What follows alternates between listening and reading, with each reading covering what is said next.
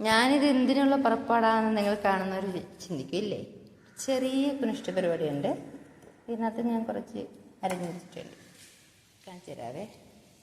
അത് ഏകദേശം ഐഡിയ മനസ്സിലാക്കാണമല്ലോ.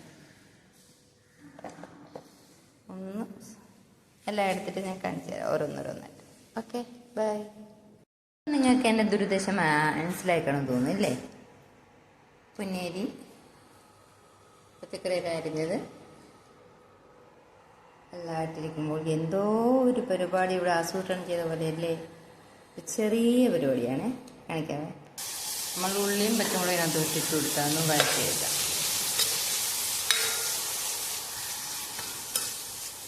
ഞാൻ നല്ലപോലെ ഫ്രെയിം കുറച്ച് വെച്ചിരിക്കുന്നു, കൂട്ടട്ടെ.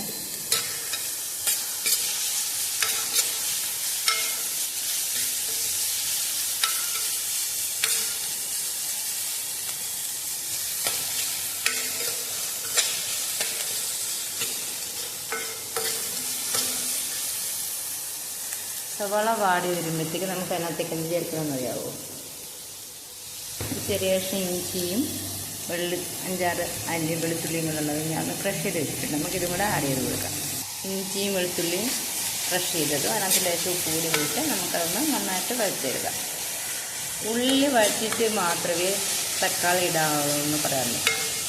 കാരണം പുളിരസം ഇറങ്ങിയാൽ ഉള്ളി വാടാൻ പ്രയാസമാണെന്നാണ് അമ്മയൊക്കെ പറഞ്ഞ് കേട്ടിട്ടുള്ളത്.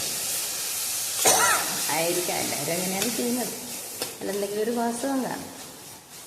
നല്ല നമുക്കിതൊന്ന് വഴറ്റിയെടുക്കാം. ഞാൻ അതിനകത്തേക്ക് തക്കാളിക്കും കൂടി ഇട്ടിട്ടുള്ളതാണ്. അയ്യോ, അപ്പോഴത്തെ എൻ്റെ തീ കൂടി കേട്ടോ. എൻ്റെ സവാളയൊക്കെ മുരിഞ്ഞു.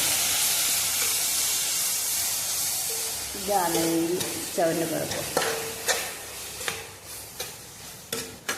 തക്കാളി ഒന്ന് വരണ്ടി കിട്ടണം നന്നായിട്ട്.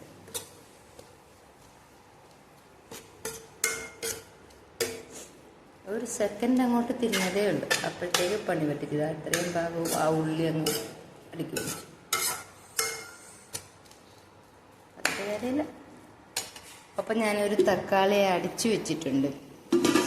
അപ്പം അതും കൂടെ അതിനകത്തേക്ക് കൊടുക്കാതെ.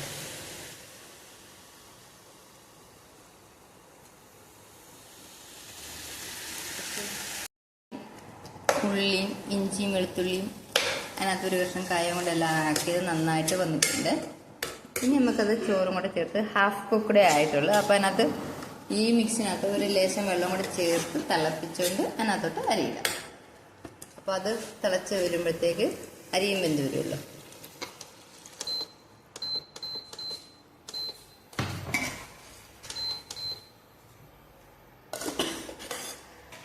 നമ്മൾ ഇതിനകത്ത് മഞ്ഞൾപ്പൊടിയും കാശ്മീരി മുളക് പൊടിയും ആഡ് ചെയ്യാൻ മറന്നുപോയായിരുന്നു. ഇപ്പോൾ ഈ തിളയ്ക്കുന്ന വെള്ളത്തിലേക്കാണ് ആഡ് ചെയ്യുക. ആവശ്യത്തിന് പച്ചമുളക്, നല്ല എരിവുള്ള പച്ചമുളക് 2 ഇട്ടതുകൊണ്ടാണ് പിന്നെ അത് ശ്രദ്ധിക്കാതിരുന്നത്.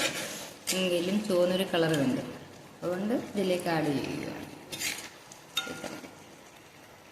ആ ഗ്രേവിയിൽ കിടന്ന് റൈസ് വെന്തുകൊണ്ടിരിക്കുകയാണ്. കുഴപ്പമില്ല, പറ്റി വരുമ്പം കറക്റ്റാവും. അരിയുടെ വേവ് കറക്റ്റായി കിട്ടും.